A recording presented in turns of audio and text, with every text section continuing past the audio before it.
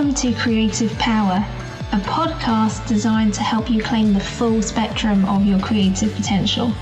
I'm Camilla Fellis-Arnold, and I'm passionate about discussing how we change the face of both the creative industries and how we interact with creativity itself, so that it nourishes our soul and helps us express ourselves with alignment, flow, and authenticity. Let's get started.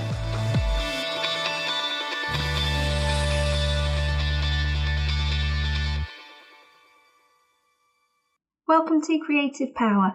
Last week on the show, we had Emily Tuck talking to us about this new season that we moved into of fire, of action, of doing. And we're going to spend the next few episodes digging into more around that, particularly exploring what she mentioned about those passion projects and creative joy. But before we do, it's really important to set yourself a good foundation before you start any creative work in order to get the most out of it. So what does that look like?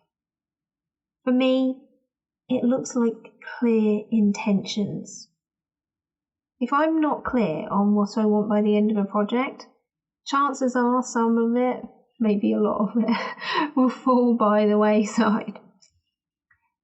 That doesn't mean that we have to micromanage every aspect of the creative process, but by giving ourselves some goalposts and creating the shape of the field that we're playing in, we create parameters within which we can explore and play. Now, as Emily talked about, from the 1st of May, we've now moved into the fire element in the Chinese 5 elements. And this lasts roughly about 12 weeks, and it has a midpoint in the middle, obviously, which happens to be the summer solstice in June. Now, as I've personally been following the Chinese 5 elements and working that in with the pagan wheel within my creative work, I've noticed that using those shorter 6-week windows keeps things fresh and moving. It prevents stagnation, boredom, or simply burning out too much on a project, because you don't dither or hang on unnecessarily. You keep it moving while you're excited about it, and then you get to let it go. Whereas if we think about that 12-week period, that's where I'm picking a long-term big theme for all my projects to fit into. Think of the 12 weeks like your big picture overview. What's the ultimate thing you want to have achieved in that time? Let me give you an example. For me, in this current fire season, my overall goals are putting myself out there and getting more visible and clearing my mental deck to make way for something new. So in terms of my short-term 6-week window, I've picked out a few projects that I can focus on getting pre-recorded and turn them into self-led content so that I can make way for some new stuff, basically, in my head. Because honestly, these projects that I'm now going to be working on are years old. Years and years and years old.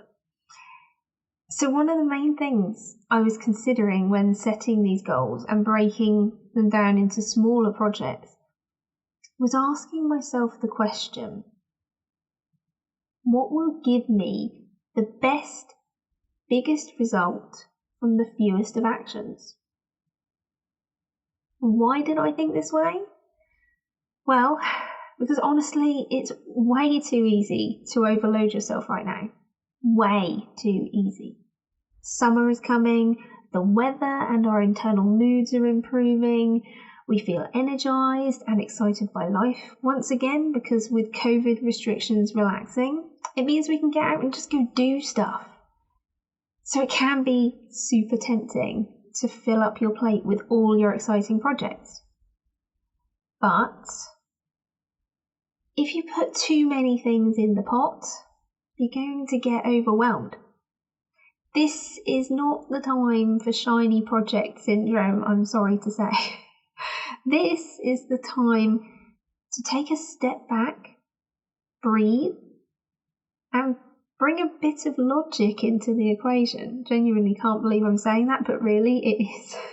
I know that can be a hard ask for us as creatives, but honestly, it will serve you well in the next few weeks. Why? Because if you go stack up 20 super exciting projects to do and get partway through some of them and finish none of them, you're going to give yourself a really hard time. We don't want that. So let's set ourselves up for success from the off. Now, it can feel unnatural, particularly for the more fluid, go with the flow creators, but I've found that goal setting and clear intentions really does help with focus, momentum, and actually being able to tick things off the to-do list. When I was at uni, we used to start a new project roughly every 2 weeks for several months at a time.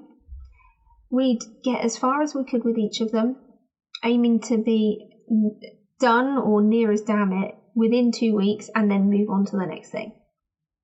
Of course, the reality wasn't like that. So towards the end of the year, we'd be hurtling towards the final hand-in with lots of loose threads of projects hanging around. And it was a lot to manage and hold all in your head. It was just a lot. But one piece of advice from a tutor really stood out. And it helped me no end, so I'm going to share it with you. Here it is. Decide how long you think it will take you to finish a project. Multiply that number by 3, and you've got a more accurate representation of how much time it's actually going to take you. Now, when you're dividing up your weeks until a deadline, you can then allocate your time fully and reduce your own stress, because you know what? If you happen to finish a project quicker than expected, you simply move on to the next. But if you didn't, if it did take you that full amount of time, you factored that in. Now, I know it feels counterintuitive to share this information now when we're talking about goal setting, but actually it's the perfect time to bear this in mind. Because if you work out or even just make your best guess of how long it will take you to do something, and then you times that number by 3. So say, for example, one of these self-led, pre-recorded workshops that I want to do, one of them that I'm planning to record is on writing memoirs. And say I decided it would take me 2 days to map it out, create a slide deck, make the sales page, record the actual workshop, edit the workshop, then package it up, etc., etc. Times that by 3, it might actually take me 6 days. That's a worst case scenario, of course, something goes sideways. But what it does mean is that I'm going to be much more realistic about my goal setting and what project I can feasibly get completed within the next few weeks. By thinking in that way, it means that I won't be stacking up 20 projects to do in 6 weeks. I might aim for between 4 and 6. And if I get them all done and have time left over, great. I could tackle something else. Or I could give myself a pat on the back and a well-earned rest, which, by the way, I'm betting you haven't even thought about factoring into your project and goal setting process. It's really important, by the way, because making sure you give yourself downtime will help with this creative process too. Not only will it mean you are more able to keep momentum going because you have the energy to do so, but giving yourself time to think also actually feeds that creative process even more. Reflection and making connections between concepts and ideas is something we all do as creatives, whether we do that consciously and actively or not. It's just something we do. That decompression time is really crucial. So making sure you actually factor it in, do that, and your future self will thank you for it. Trust me, I know. On the flip side, if things go sideways and it does end up taking me the full amount of time to do each project, at least I will get them all done because I was realistic about how much work I intended to do. I don't have to berate myself, stress, or pile on the pressure on myself, because on the front end I was realistic and I was kind to myself. As you can see, much as it is tempting to try and cram everything in, what I said there about pacing ourselves, it's much kinder and more conducive to the creative process. We are not machines. Creating can be really tiring because of how much of ourselves we pour into it. So give yourself some grace. Don't overload your plate. There is no need to be one wafer thin mint away from explosion. The other thing to think about when it comes to goal setting for this season is, where is the joy for you? This came up in last week's episode with Emily Tuck. Joy and laughter are associated with the fire element. So it's time to make it front and centre. And just because you're in a good mood, because the sun is shining, so you feel like you can get on with all your creative projects, that isn't what I mean by making joy front and centre. Look at your creative projects. Do they actually bring you joy? Never mind about the end user or consumer for a minute. Forget about whether it's fulfilling a need or gap in the market. Does it fuel your fire? Does it feed your soul? Does it light you up? Does it make you feel excited and raring to get going? If it doesn't, it's going to feel like a chore no matter how cloudless that blue sky is today out there. You won't bring the best of yourself as a creator if it's not bringing you joy. So, putting the lens of joy on top of your projects, ask yourself, what feels exciting? What are you raring to get started on? What are you spending all your time thinking about doing? Prioritize those projects now. They are the projects that feed your soul, energize you, and simply make you a better creator. Follow the breadcrumb of joy. It always tells you where you need to go. And as Emily said, with 70% of the population being made up of generators or manifesting generators as per human design, it's important for the majority of us to follow the joy, because it generates more energy within us, makes us more magnetic, makes life easier and more fun. Put simply, joy makes the world go round. Now let me take my example from earlier about the workshop I want to create on writing memoirs. When the idea came into my head recently, it was the result of me seeing a need. I'd been asked to provide feedback on a book outline, and a lot of the points I was making in my feedback were, to me, obvious. This is stuff I've known for years because I learnt it. And I could see, based on A, this outline that I was critiquing, and B, based on conversations I'd had with other people in recent months about writing memoirs and autobiographies, I could see that I had information and an understanding about memoirs that a lot of people didn't have but definitely needed and definitely wanted. An idea was born.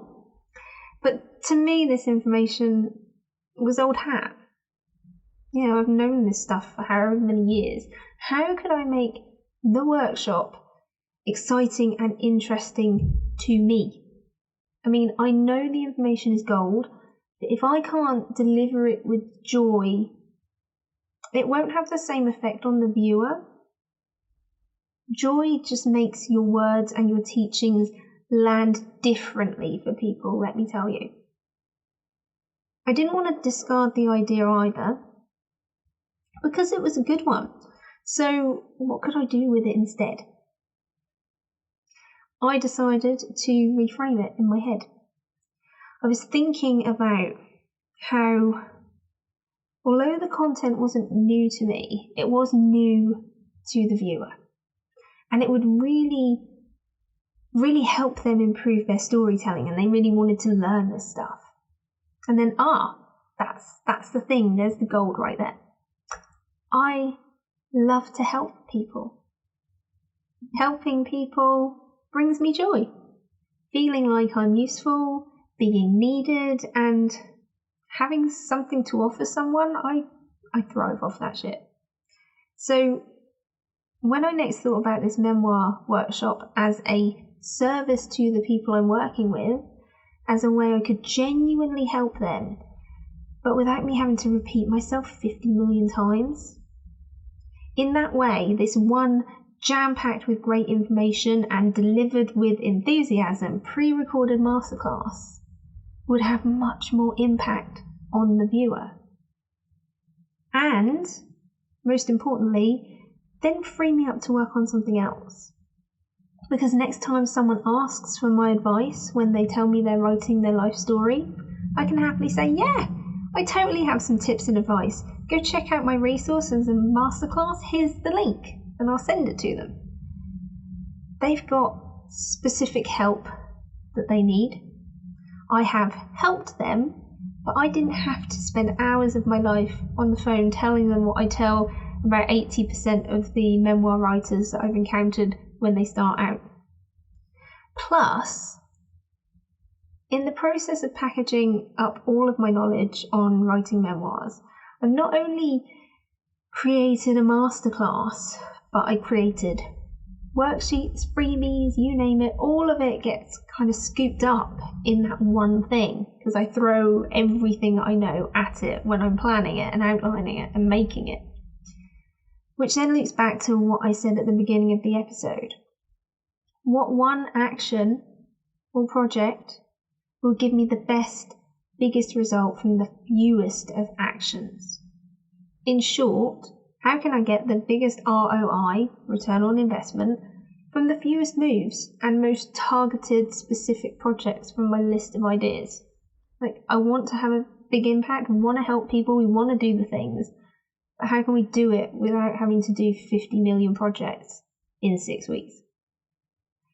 So save yourself from overwhelm, stress, boredom, and burnout by getting really clear about what you want to achieve in this next 6-week window. Even if you just write the intention on a post-it note and stick it by your bed, you've got that thing in mind that you want to get done. You'll see it regularly and it will keep reminding you. So, to recap on my top tips for goal setting, so that by the time that we leave this fire element and move into the earth element, where we will be focusing on what we're harvesting, here's what you need to do. 1. Have a larger overall theme for a longer period of time, and then break that down into smaller goals to help you keep your focus and momentum. 2. Don't fill up your plate with too many projects. Just don't. Overestimate how long it's going to take you. And when I say overestimate, times how long you think it's going to take you, times it by 3. Overestimate how long you think it's going to take you to finish things. so you give yourself plenty of time and breathing room. 3. Be smart about your projects. Can you band projects together to do less work but for a much bigger return? 4. Remember to factor in your own joy into the equation. I can't specify this enough. Lead your goal setting with your passion projects. Weave fun into everything you do. It makes it so much easier. 5. If it's not lighting you up with joy, can you reframe it so that it does feel joyful?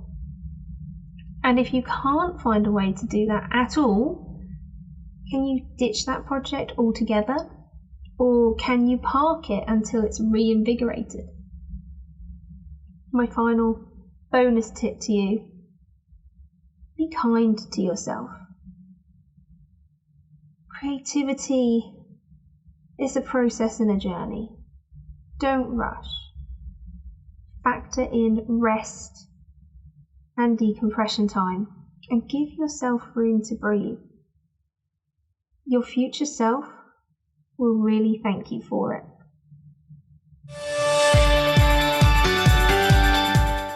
Thanks for listening to Creative Power today. If you enjoyed this episode, please share it with your friends and consider leaving a review. To find out more ways you can connect or work with me, please visit www.camillafellisarnold.com/creative power.